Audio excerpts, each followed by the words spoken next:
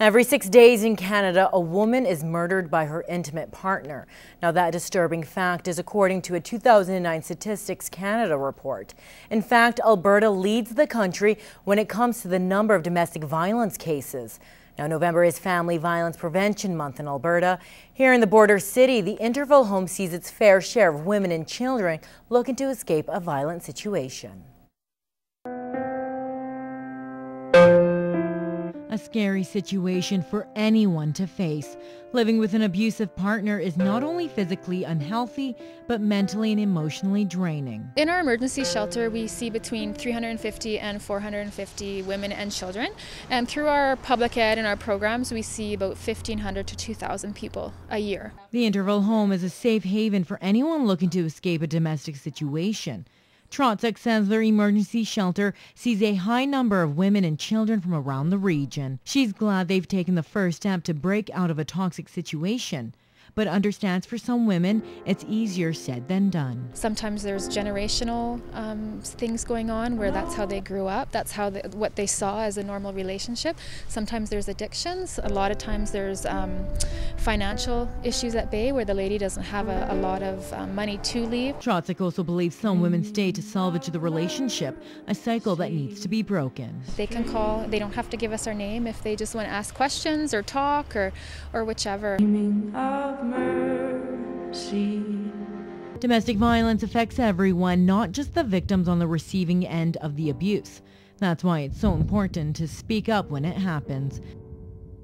Anyone looking to escape a violent situation can contact the Interville Homes Crisis Hotline at 780-875-0966. An armed standoff with Unity RCMP has ended peacefully.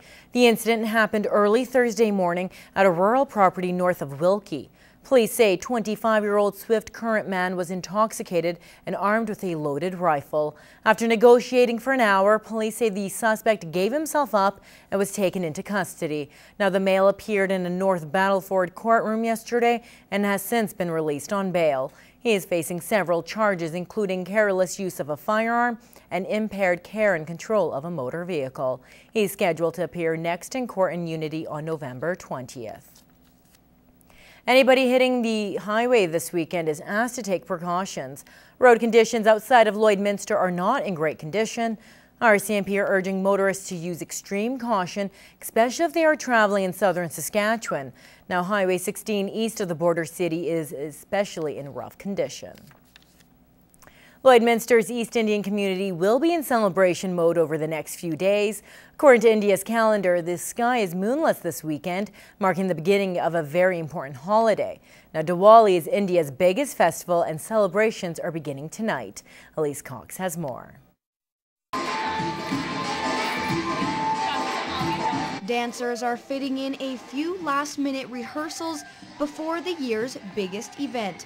Diwali, also known as the celebration of lights, kicks off in the border city to begin one of the most important festivals for East Indians. If I have to give you something about equivalence in Canada, it is Indian Christmas, right? So it's equivalent to that.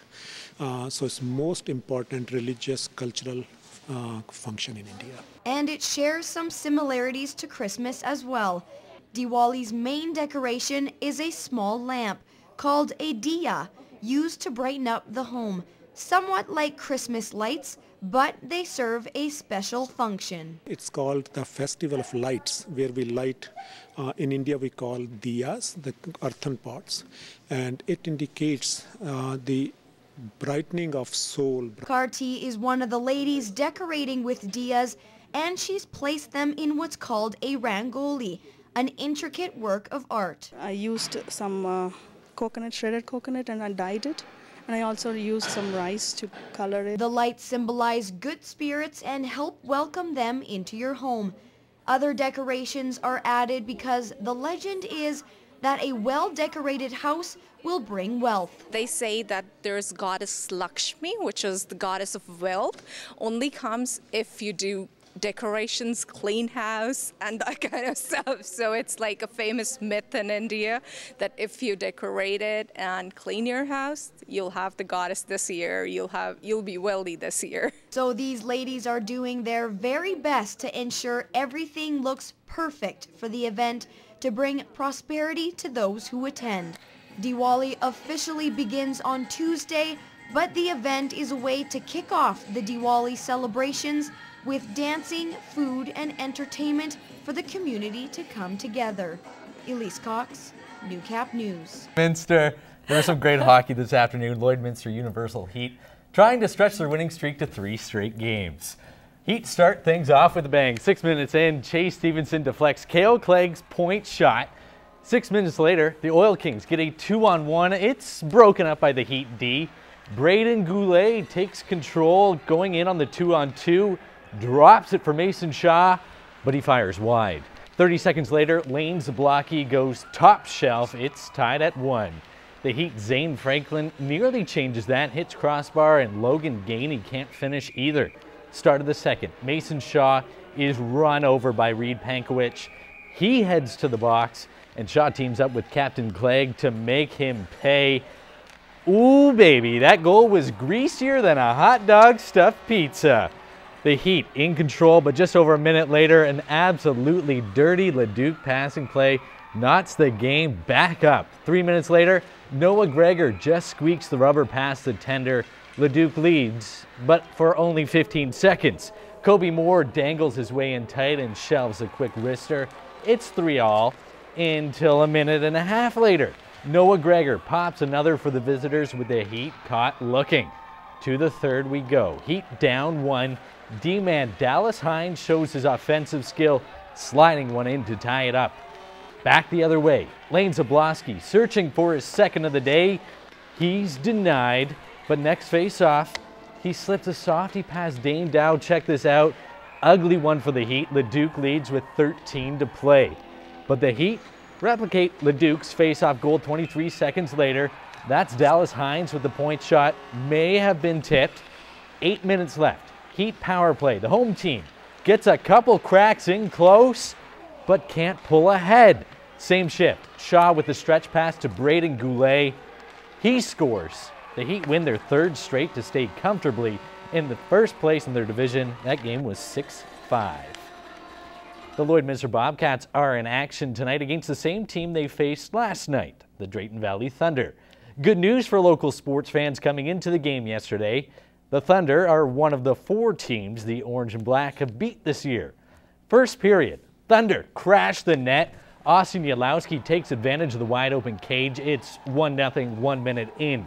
Bobcats look to storm back. Eric Tarian just misses on the short side. Same frame, in tight. Dusty LeBrun can't beat Mitch Marciello from close quarters. Then with Austin Yaremchuk in the box, the Thunder crash the crease again, and Shane Broly gets rewarded.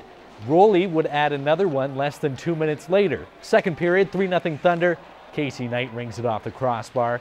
Going the other way, Frederic Tanguay centers it, but Chase Martin just able to keep the puck out. Unfortunately for him, Tyler Hart scores on the power play moments later. That would be the end of Martin's night. He let in 4 goals on 11 shots. Newly acquired Devin Green gets thrown in the cage. Captain Casey Knight also gets in a good tilt with Tyler Hart, but it does little to spark the club. The Bobcats lose to the Thunder 5-1, and after yet another loss, it seems that the club has run out of excuses. For the majority of the game, we got out-battled. We had two periods where we had a hockey team come to play, and they out-battled us. They won battles. They got pucks to soft areas where they could retrieve them, and they beat us down low. They beat us all over the ice, to be honest with you. They came out wanting to play, and we came out kind of nonchalant. The body language we had was, we could tell that, we came in, we wanted to lose. I'm not too sure. I don't know. I don't have much to say about it right now. The Bobcats are back on the ice again tonight at 7:30 at the Civic Center, hoping to bring the Thunder back to the 500 mark while trying to prevent a 3rd straight loss. Meanwhile, elsewhere in the AJHL, the Bonnyville Pontiacs fell 2-1 to the Grand Prairie Storm.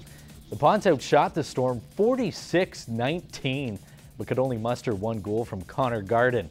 Bonnyville has now lost 6 of their last 8, and they'll try to reverse their slide tonight against the same team at home again.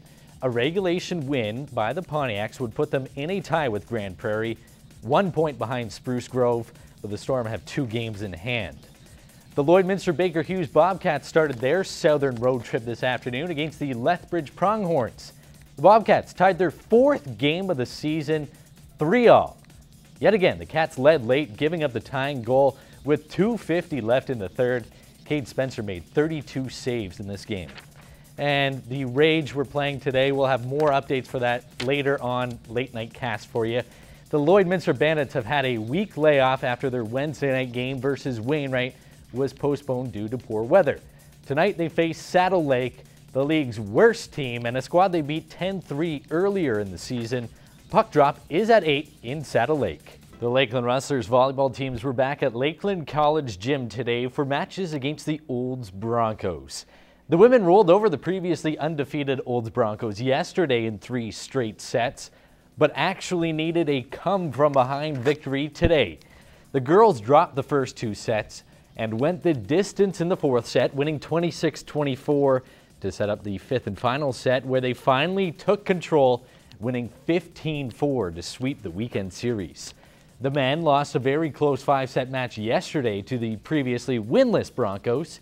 Today, they finally got on the win train, defeating the Broncos in 3 straight sets, 26-24, 25-23, 25-20. After a disappointing end to a successful regular season, the Barons had a chance today to get back that winning feeling that was gone. But their Tier 2 regional semifinal match against the McNally Tigers has been postponed to this Monday due to poor driving conditions. The Barons are ranked 10th. The Tigers are seeded 8th.